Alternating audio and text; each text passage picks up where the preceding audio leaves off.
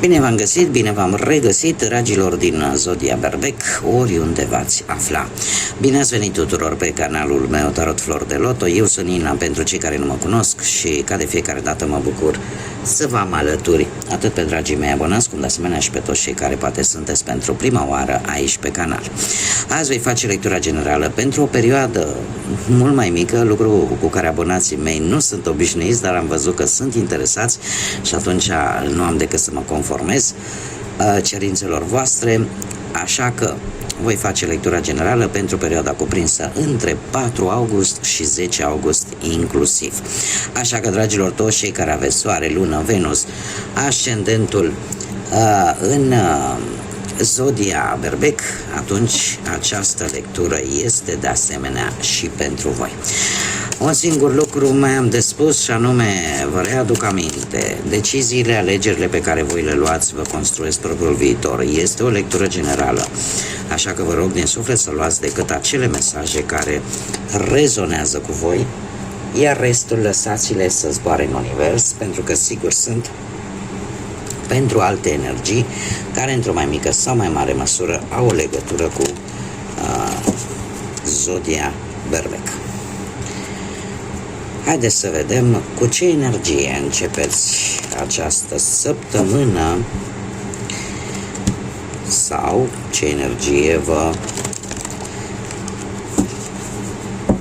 o veți avea în decursul acestei săptămâni. Haideți să vedem care este energia, dragilor mei, din Berbec sau cu legături importante cu Zodia Berbec în săptămâna 4-10 august. Care este energia?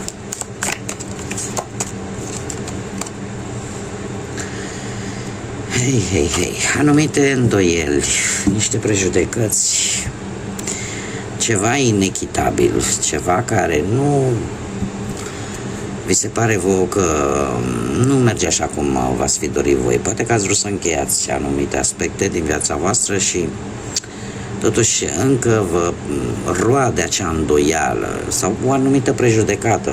Poate că vedeți situația respectivă sau persoana respectivă sau situațiile respective, acum voi trebuie să adaptați despre ce vă interesează mai mult în aspectul ăsta al vieții, că poate e profesional, financiar sau sentimental. Cert este că e o situație care vă creează această îndoială și faptul că parcă lucrurile nu sunt echitabile, nu sunt corecte. Da? Pentru alții dintre voi, cum am mai spus, poate fi vorba de nu știu, poate efectuarea unei călătorii lungi și asta nu prea, sau odată cu această călătorie să se încheie ceva și ceva îi se întâmplă și nu se termină, iar asta vă poate face și, aici mare atenție aș spune, cu aceste prejudecăți. Da, să nu gândiți total greșit față de cum este realitatea în sine sau să vă luați după aparențe. Haideți să vedem. Așa cum v-am obișnuit, o luăm pe aceste planuri importante ale vieții. Să vedem ce vine pentru dragii mei din Berbec în săptămâna 4-10 august.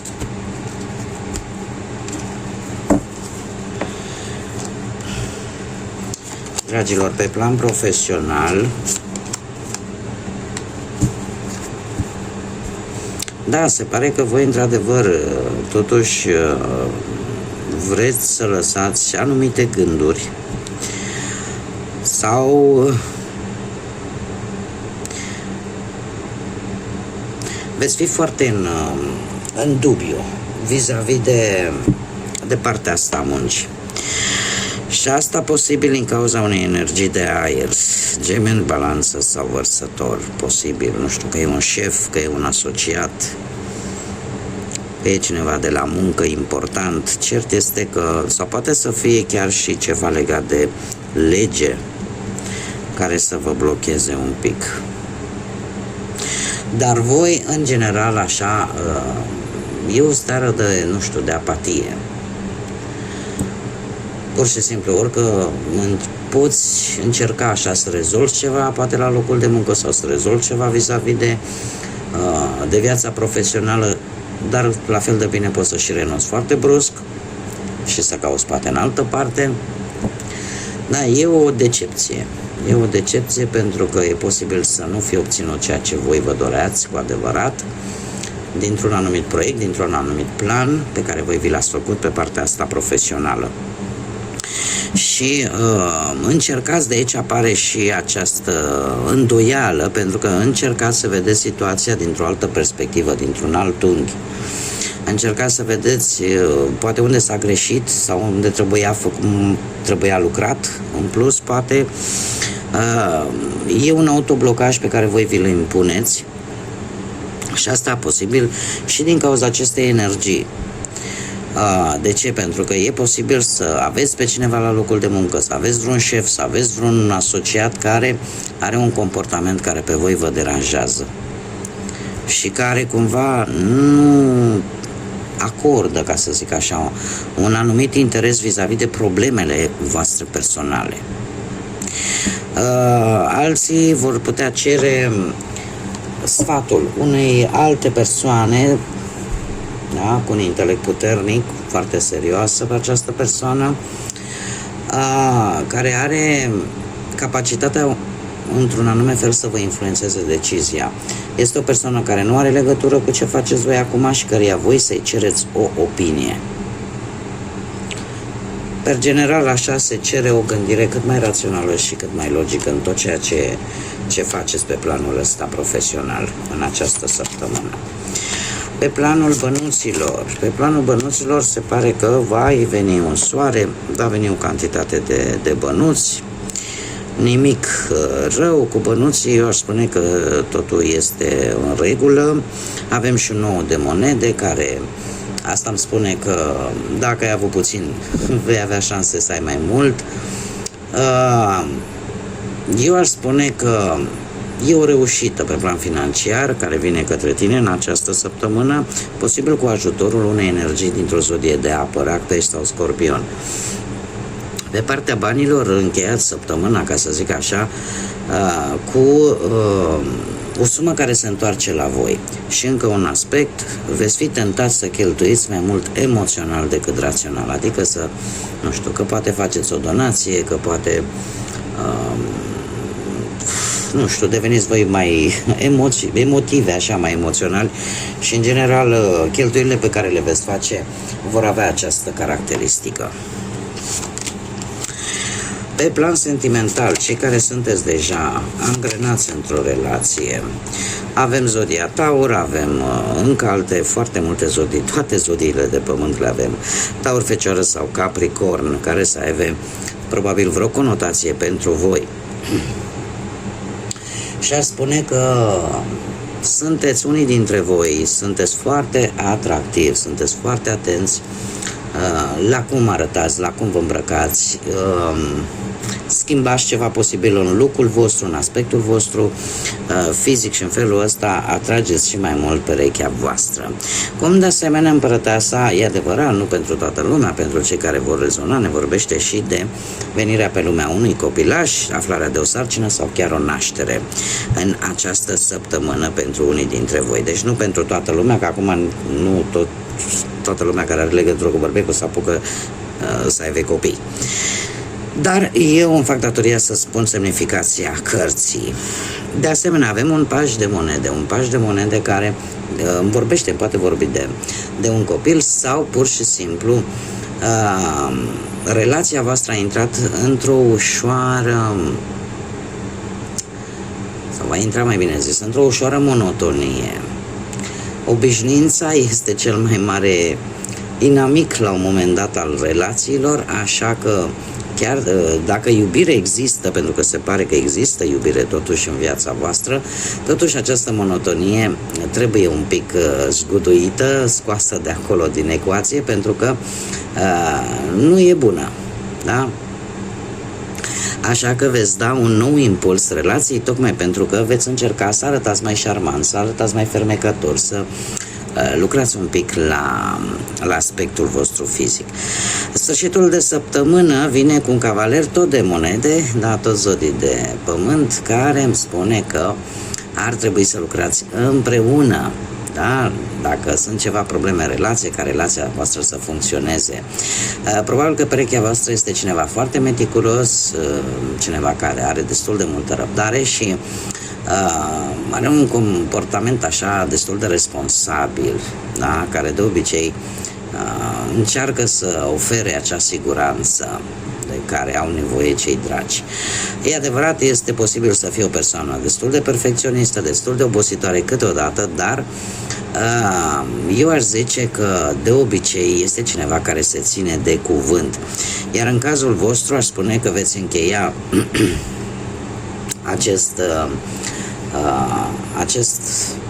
această săptămână o veți încheia într-un proiect sau lucrând la ceva comun care va face ca relația voastră să meargă către viitor.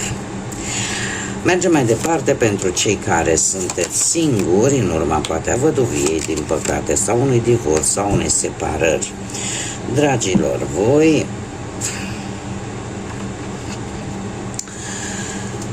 aș zice că ați făcut uz de toate armele pe care le aveați.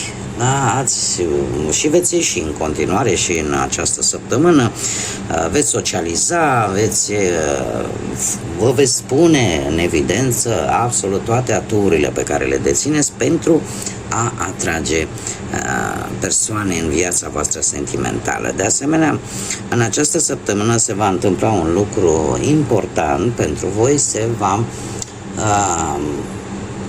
veți cunoaște posibil pe cineva care va avea un rol important în viața voastră. Posibil să fie poate din altă țară, să fie la o distanță destul de mare. Iar unii dintre voi chiar se vor gândi și la acea decizie de a vă muta cu respectiva persoană care pe voi vă interesează. Că nu se va întâmpla acum, nu se va întâmpla chiar în următoarea săptămână cu acest 7 de monede, dar asta nu înseamnă că nu se va întâmpla niciodată, da? E adevărat, vă trebuie destul de multă răbdare, voi sunteți o energie foarte dinamică, așa că nu prea vă place să pierdeți timpul, pentru că vreți rezultate, vreți să vedeți rezultate, doar că e necesar un pic de răbdare. De ce? Și vă spun și de ce, pentru că e posibil ca această persoană să vină ea către voi. Adică sunt șanse mari, aveți puțin tică răbdare, vorba lui Caragiale, pentru că această persoană e posibil să se îndrepte ea către voi. Haideți să mergem mai departe și ca un ultim sfat să vedem ce mesaj au îngerii pentru voi, dragilor din Berbec, în săptămâna 4-10 august. Un sfat, te rog, pentru dragii mei din... Uite că mi-am mișcat și cărțile, foarte multe. Cea care nu s-a întors o vom lăsa aici. Mi-a deranjat și restul de cărți. Bun, haideți să vedem ce mesaj. Avem primul mesaj: un progres constant. Suntem mândri de felul în care modul în care tu împrăștii, răspândești iubire în fiecare zi.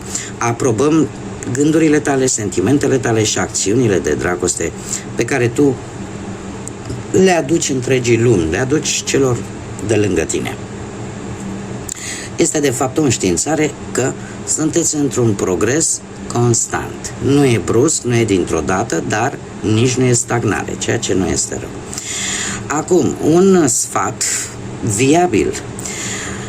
O idee minunată pe care tocmai ai avut-o este răspunsul la rugăciunile voastre. Este o bună idee și además este foarte viabilă, adică este foarte realizabilă. Poți să o duci la bun sfârșit și să ai acea certitudine că noi vom rămâne alături de tine cu fiecare pas pe care tu îl dai. Cere-ne ajutorul de care ai nevoie și predispune-te ca să și primești tot ajutorul nostru. Da? Așa că e posibil ca unele răspunsuri să vi le dați singurei, printr-o, nu știu, o idee bruscă care îți vine sau pur și simplu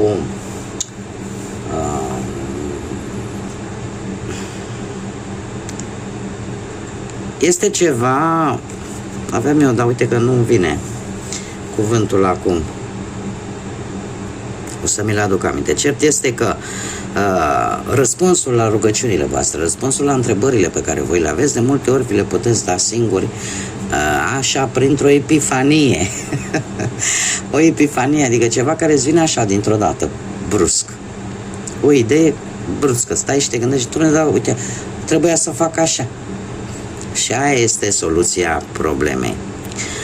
Și desigur nu ezitați să cereți ajutor, pentru că știți foarte bine, însă și îngerii și chiar și arhanghelii respectă decizia divinității de a respecta liberul arbitru, așa că dacă nu ceri, nici nu ți se va da. Și mai avem aici încă un mesaj, acceptare. Uită-te la tine în același timp și la ceilalți, cu ochii unor îngeri, adică cu iubire necondiționată și cu acceptare. În acest mod vei inspira și îi vei anima pe toți care sunt în jurul tău ca să ajungă la maximul lor potențial. Este probabil ideea de a accepta anumite persoane sau anumite situații sau caracterul anumitor persoane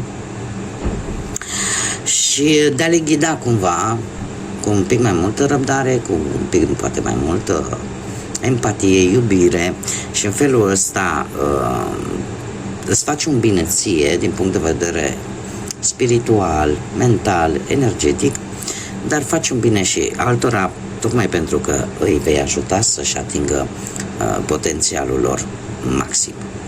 Probabil că e vorba chiar și de copilași, aș spune, mai mult pentru cei care au copilași. Bun, dragilor, cam atât am avut pentru voi în această săptămână. Eu mă bucur că v-am avut alături. Mulțumesc încă o dată tuturor celor care, prin amabilitatea lor, contribuie ca de fiecare dată în permanență ca acest canal să progreseze și eu să fiu stimulată să produc cât mai mult conținut. Așa că, dragilor, nu uitați de like-uri, distribuiri și comentarii. Abonați-vă pentru cei care n-ați făcut-o. Eu vă aștept cu mare interes ca de fiecare dată la fiecare lectură. Până data viitoare când ne vom reîntâlni, numai bine vă doresc multă energie pozitivă și, desigur, să fiți iubiți.